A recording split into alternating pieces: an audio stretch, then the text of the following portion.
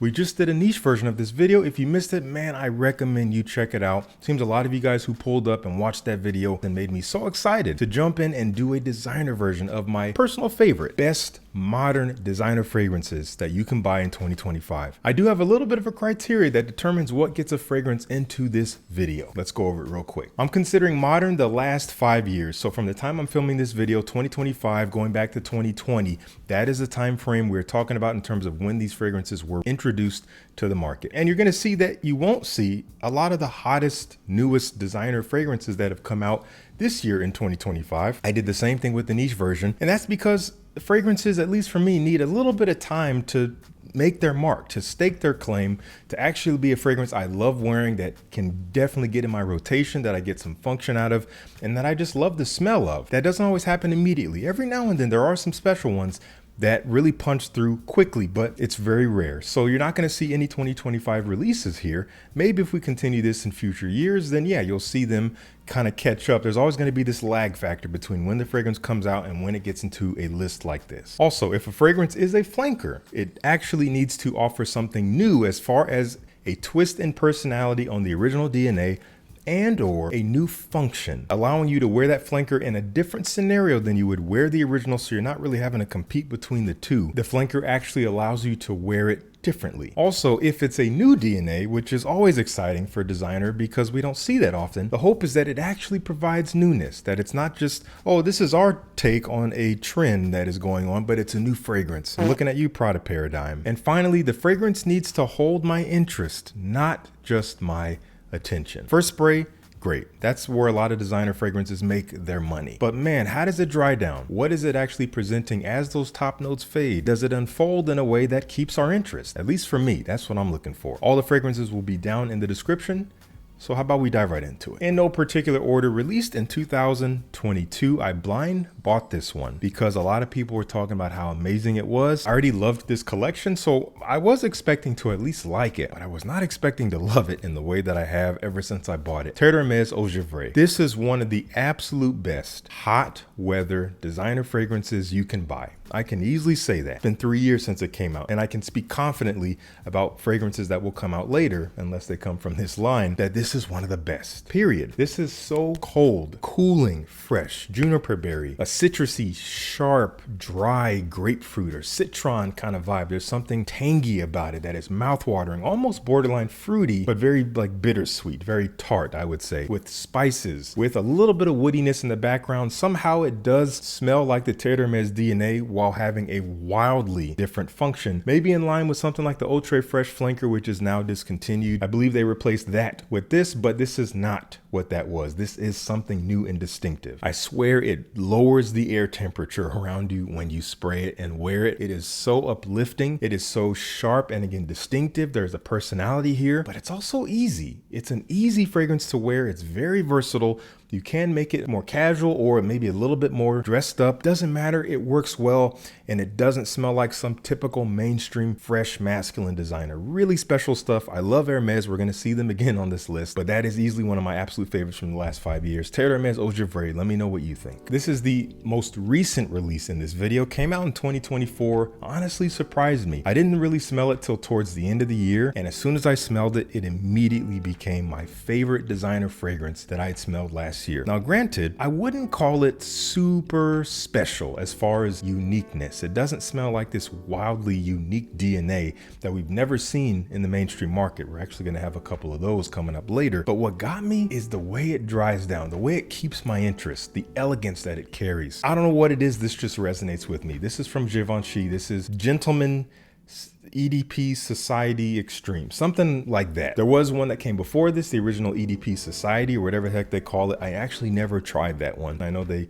recently came out with an ombre or amber version that does look interesting. Hopefully I'll try that at some point. When you first spray this on, it has this pretty typical mainstream masculine fresh, sweet, slightly powdery, spicy vibe. Right off the bat, you're like, okay, there's something familiar here. Really pleasant, but does remind me of some other things that came before it. But not long after that, I'm talking 20 minutes tops, it starts to bring out its personality. There's a soft, warm, powdery coffee note in here. There's a beautiful woodiness that really comes to the fore, really brings a grounded masculinity to it. And that is mainly due to the vetiver. Lots of vetiver in here. I'm so glad that they made this pretty vetiver forward as it dries on the skin, but you do get a good amount of vanilla, which does tie it to some more contemporary releases that may not necessarily be special, but again, it has a personality. It does stand out. And what I absolutely love is the orris root in here, which I do believe is carried over throughout this collection, throughout this line. It brings this rooty, slightly powdery, buttery feel that glues it all together. So masculine, so elegant, kind of sexy and alluring, but still a little bit more dressed up, sophisticated, great for cool weather. Can't wait to wear this one this fall. Easily one of the best for me that I've smelled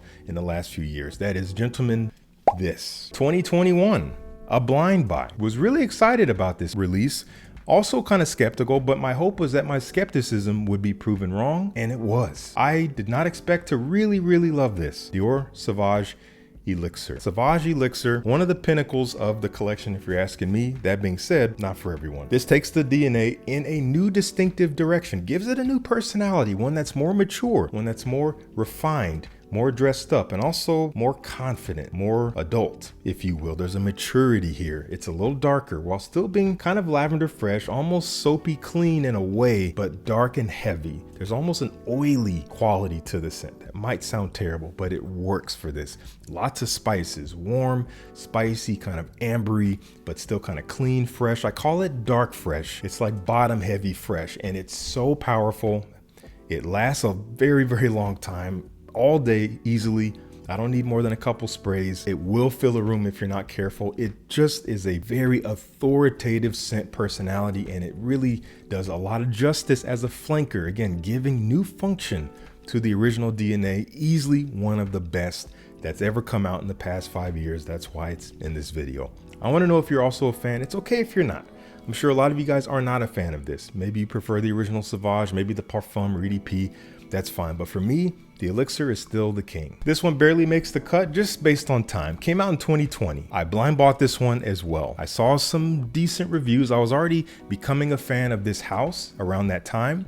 And I'm like, you know what? I want to dive a little bit deeper into this house. Let me pick this one up that I'm hearing some good stuff about. It's a new release. It's a flanker, and it's supposed to be just a beautiful function twist on the already seminal original fragrance. And it delivered. It is easily ubiquitous to this house, I would say, in the community. Most people think of this fragrance first when they think of the house of Cartier. This is Pasha Parfum. It takes that timeless, classic, aromatic fougere, masculine scent profile that has a cleanliness, this almost soapy lavender feel with spices and citrus and maybe mossiness and herbs, and it dries a little bit sweet and kind of creamy with the coumarin or tonka bean or something of that nature. The original is fantastic in that. Came out in 1992, stands the test of time. They're still making it today. This takes that, strips away all the brightness, all the freshness, all the overtly clean feeling elements are gone here. No real lavender, no citruses, no aromatic herbs. This is all about resin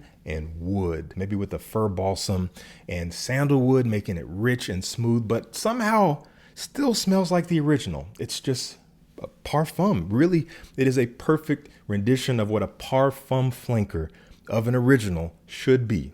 Easily one of the best examples you can find. Perfect for fall and winter. I'd say day or night, but just more sophisticated occasions, whatever it is. You just smell grown wearing this. You smell put together. You smell like you give firm handshakes. You look people in the eye. You give people compliments. You're not worried about what comes back to you, and you just make yourself memorable. This suits that type of maturity so well. Let me know what you think of Pasha Parfum. I can talk for days about this stuff.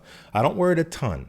I do kind of save it for special occasions, so you're not going to see a ton of juice missing here. And I do need to give it some more wearings as time goes on because I'm tired of just looking at it. But it's one that will always be in my collection, even if I have this bottle for like another 20 years. Hopefully that's not the case. On the surface, not super special, not super unique, but it is just well executed. A great, versatile, fresh men's fragrance that has some personality. It has a direction to it. It has intention behind it. It is intended to paint a certain picture, to elicit a certain feeling, and I think to have a certain function as well, and it does it so well. From Bvlgari, this is called Man Rain Essence, perfumed by Alberto Maria's, who does pretty much all their fragrances. Some people compare this to CK1. I could kind of see that as far as vibe goes, but honestly, this is way more interesting to me. It has a little bit more nuance, a little bit more elements interplaying, and just keeps my interest more than something like CK1. But if you want a point of reference, that's not a bad place to start. This kind of clean, airy, musky freshness, yes, but the freshness here is a little bit more distinctive. It is based on tea and lotus flowers, so there's this floral, watery, clean, calming, herbal feel that really characterizes the freshness of this scent. The rain here, no, it doesn't smell like petrichor, or in the classic way you would think of rain on the earth. It doesn't really depict that. For me, this is rain in the sky before it actually hits the ground. The clean purity of this watery freshness, I think, is pretty well captured here. And it dries musky and woody, so it does have this nice masculine functionality to it, where it dries in a way that doesn't just smell like the outside, it does smell like a person who is clean and attractive. And it's just an easy, versatile option. And I find that surprisingly, it performs pretty well. 7-8 hours for a fresh scent, not bad at all, especially for the warmer weather. Let me know what you think of this one. Do try it down at the links below if you haven't. That is Bvlgari Man Rain Essence. As I said, we have another Hermes fragrance here. I was between this one and its immediate flanker. They did put out an EDP version a year later, but I ended up having to go with the OG. And I was back and forth a little bit over the past few years about which one I like more. I liked this one a little bit more as I got to know it after it came out. And then the EDP came out. I liked the EDP more. And now I actually like the EDT more. This is H24. You may have saw it coming, maybe you didn't. This is such an underrated fragrance. And what I mean by that is, yes, people do like it. People are kind of singing its praises, but I don't think enough people are really appreciating how kind of cutting edge this is for it being so simple. The perfumery here is so nuanced, it's easy to miss. And I am not a chemist, I'm not a perfumer. I could not accurately break it down chemically as to why it is kind of a phenomenon in a way. But the wearing experience I have and what I've read about it does combine to tell me that, man, this is special perfumery here. H24 is almost like a modern fougere. There's this green, fresh feel, which is not all that different, but it's wrapped up in this package that is new. There's this metallic, almost sharp iron-like freshness that's still clean, but it's also made a little earthy with Narcissus, which is more of a green, earthy, damp type of floral with a little bit of woodiness, just soft woodiness, kind of backing it up. Simple, but so standout. Really is a new DNA that doesn't really smell like anything else that came before it. And again, because of its simplicity, it's easy to overlook that. It's easy to take this one for granted. The EDP version of this is great, makes it more dense, amplifies it, makes it more intense, almost has more of a fruity banana feel, which may not appeal to everyone, but it's more like damp earth, I would say. And then the Herb V version, which I'm still getting to know, but I'm liking more and more as I wear it, also takes it in kind of a unique direction. Maybe a little bit more like the EDP. It's not super different, but it does introduce enough of a unique element to make it appeal to a different audience of people who like this DNA. Anyway, I think it's easily one of the best that came out. I think in 2021, the first new mainstream masculine release since Terre de Hermes, since the Terre de Hermes DNA. And there was a lot riding on it. Honestly, disappointed me a little bit when I first tried it because I was expecting something more complex. But the more I got to know it and wear it, I'm like, this is really special. H24.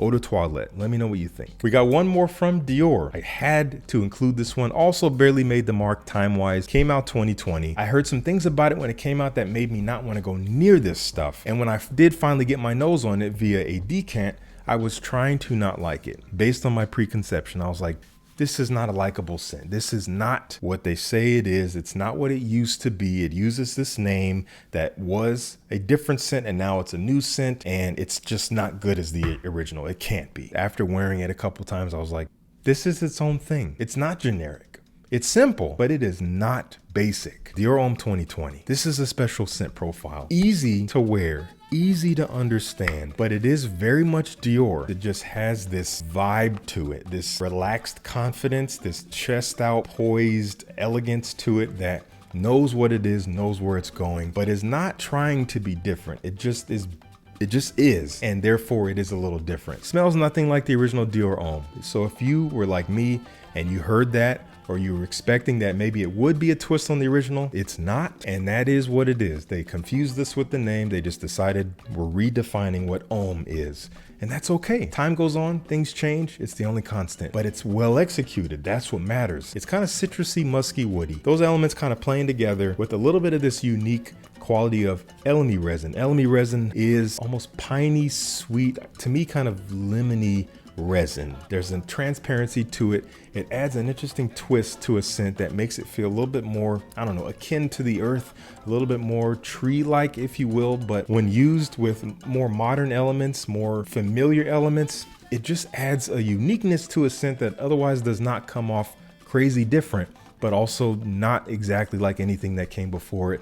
It's just a very easy, versatile, daily wear, year-round wear that stands out. Dior Homme 2020. I want to know if you're a fan. From Brioni, one of the most underrated designer houses out here. Came out in 2021, which was when this collection was revitalized from this house, and man, they're going in a great direction. Brioni EDP Intense. And on the surface, this has a familiarity to it because of its apple. The apple note is very forward. It's kind of tart, but still sweet, fruity, and a little bit crisp. But here it's made kind of dark. There's a darkness like this bottle. Oud plays a role here. Not real oud, not super funky fecal oud, but there is a dark, slightly edgy woodiness that adds a dryness to this fruitiness that adds this, again, dark depth. Now, yes, there's a little bit of citrus, a little bit of spice, and definitely some vanilla in the base, some typical elements that kind of make it palatable. But all in all, the heart of this scent is kind of unique. It does take the original Brioni EDP, which came out the same year, if I'm not mistaken, and it takes it in a new direction. It's already a new function on that, and then there's others that are new functions on that as well. But this one, I think, is a total standout. If you're looking for a fall, winter,